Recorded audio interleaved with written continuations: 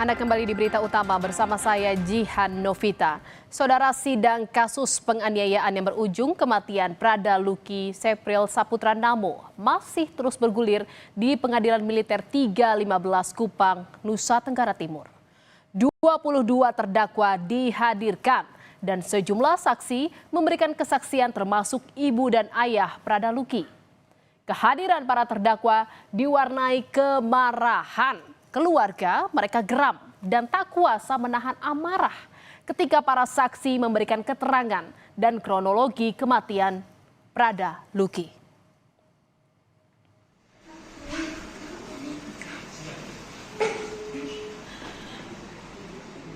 Air mata ibu mendiang Prada Luki, Sepriana Paulina Mirpe, kembali tumpah.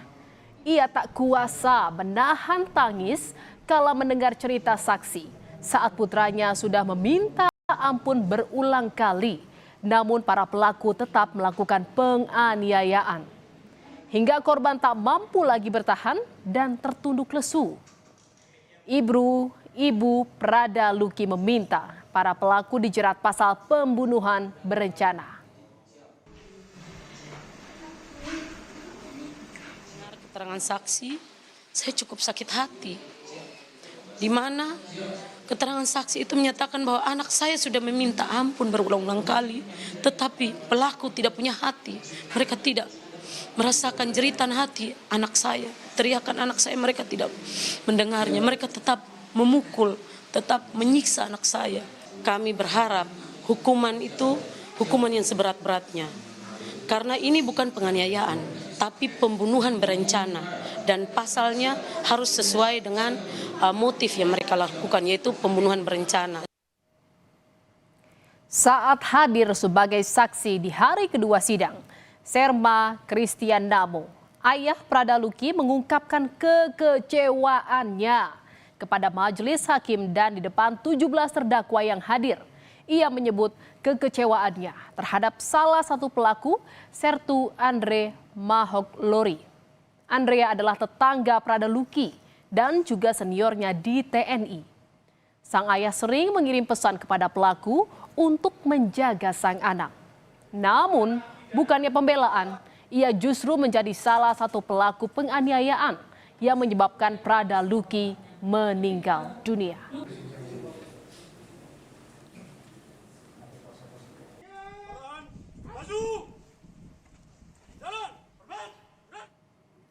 Saudara, Prada Luki Namo merupakan prajurit TNI muda yang baru 2 bulan menjalani tugas resmi. Di lingkungan satuan, Prada Luki dikenal pendiam, rendah hati, dan selalu menghormati senior. Rekan-rekan menyebut tidak pernah ada sikap sombong dari sosok Prada Luki. Di keluarga, Prada Luki juga merupakan seorang anak yang penyayang dan mudah bergaul. Kematian Prada Luki meninggalkan duka mendalam bagi keluarga, rekan, dan lingkungan satuannya. Dia penyayang sekali, mau dengan dia punya mama atau dia punya kakak, bahkan dia punya keluarga. Selain itu juga dia penyayang sekali anaknya.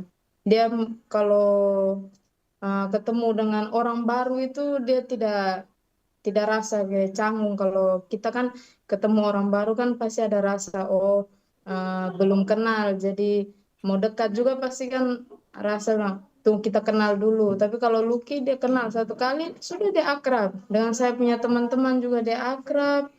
Habis itu dengan yang lain juga dia akrab. Makanya dia pergaulannya tuh kan luas, terus dia kawan-kawan juga banyak.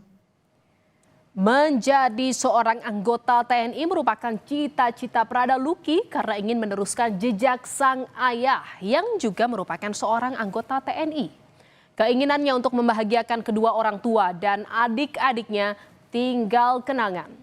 Ia sempat mengungkapkan keinginannya untuk membelikan rumah agar keluarganya tak lagi tinggal di asrama. Dia tes itu bukan 1 kali, Mbak. Dia tes 8 kali. Dan selama tes 1 sampai 8 kali itu, saya seorang diri yang selalu mendampingi dia, mensupport dia. Dia gugur, tes, dia datang, dia menangis. Dia bawa surat, dia menangis.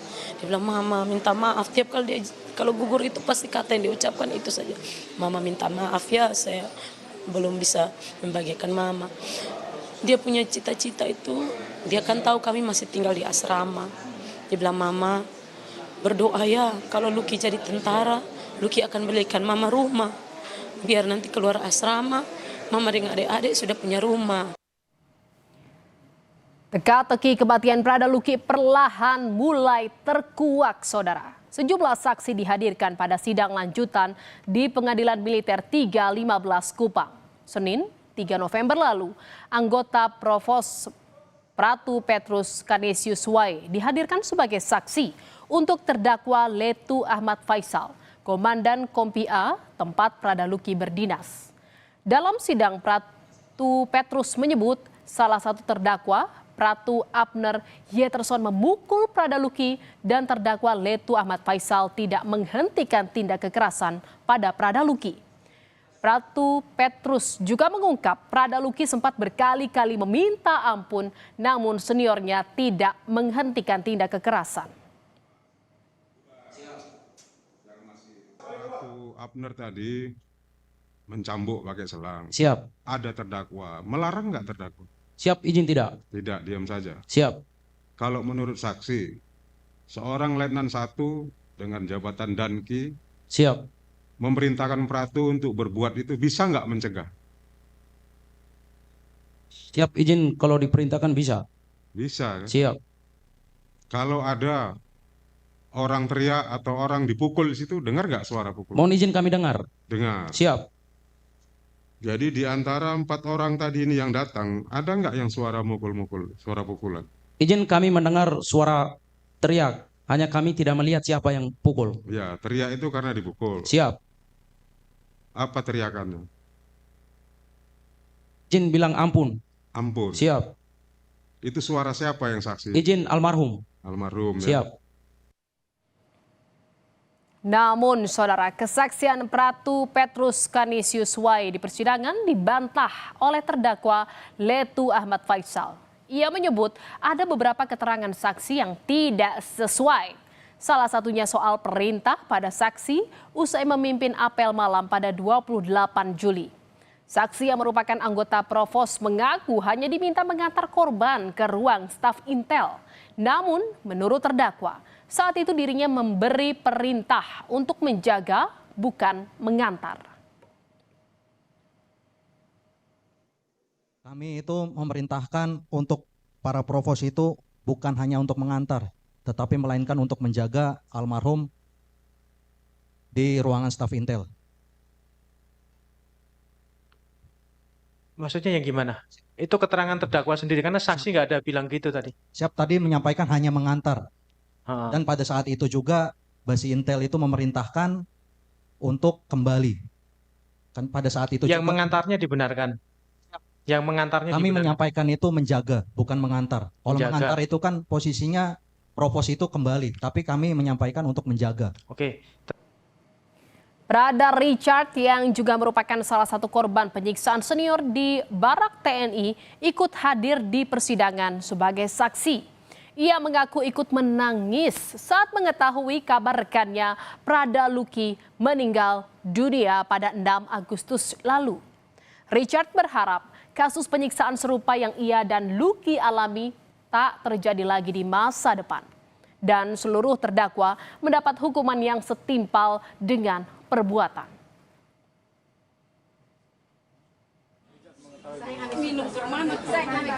Tanggal 6 mungkin di situ saya seorang saudara saya menangkap. Harapan saya hukum para terdakwa sesuai apa yang mereka perbuat seberat-beratnya, biar dan menjadi contoh juga, biar tidak sepertinya saya kayak misalnya punya adik lenting, saya tidak pernah akan buat seperti itu. Rangkaian kekerasan yang menimpa Prada Lucky bermula pada Minggu malam tanggal 27 Juli lalu di Basecamp Batalion Wakangamere. Saat itu sedang dilakukan pemeriksaan terhadap sejumlah personel TNI, salah satunya Prada Lucky. Dan saudara, keesokan harinya tanggal 28 Juli, Prada Luki mencoba kabur dengan alasan izin ke kamar mandi. Tapi aksi melarikan diri ini diketahui salah satu anggota staf Intel.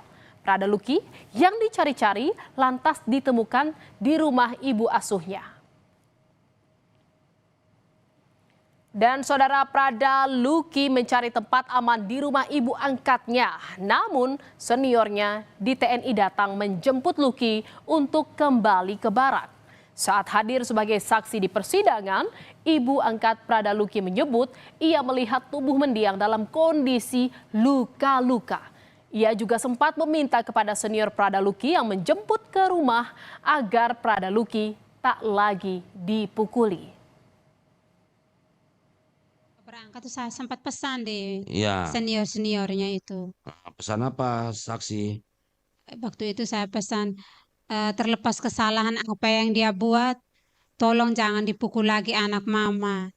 Kasihan dia sudah luka-luka semua begini. Pesannya ke siapa? Ke seniornya. Siapa yang ibu saksi pesan namanya? Waktu itu mereka ada berapa orang di ruang tamu itu. Omi Awi, Om Yafet.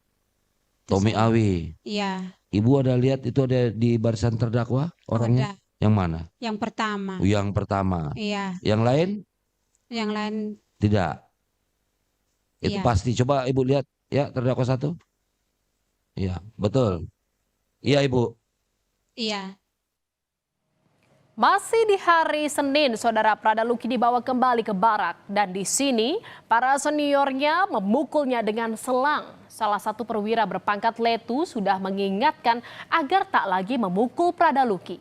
Tapi Rabu tanggal 30 Juli, beberapa senior malah menganiaya kembali menggunakan tangan kosong. Dan saudara, pada Sabtu 2 Agustus, Prada Luki dibawa ke Puskesmas Kota Dangga. Karena hemoglobin rendah, dia dirujuk ke RSUD Air Ramo. 2 hari berselang kondisinya memburuk. Sempat dipindah ke ruang perawatan intensif, tapi nyawanya tak tertolong. Namun ada kejanggalan, saudara, dalam kasus ini. Dalam surat keterangan resmi TNI, Prada Luki diklaim meninggal akibat jatuh dari bukit pada 6 Agustus 2025. Saudara, sidang kematian Prada Luki Namo menguak. Detik-detik penganiayaan yang membuat ia meninggal dunia. Satu persatu aksi kejam para senior dipaparkan di persidangan. Peran masing-masing terdakwa dan tak adanya pembelaan dari atasan bisa menjadi pertimbangan hakim dalam memberi hukuman kelak.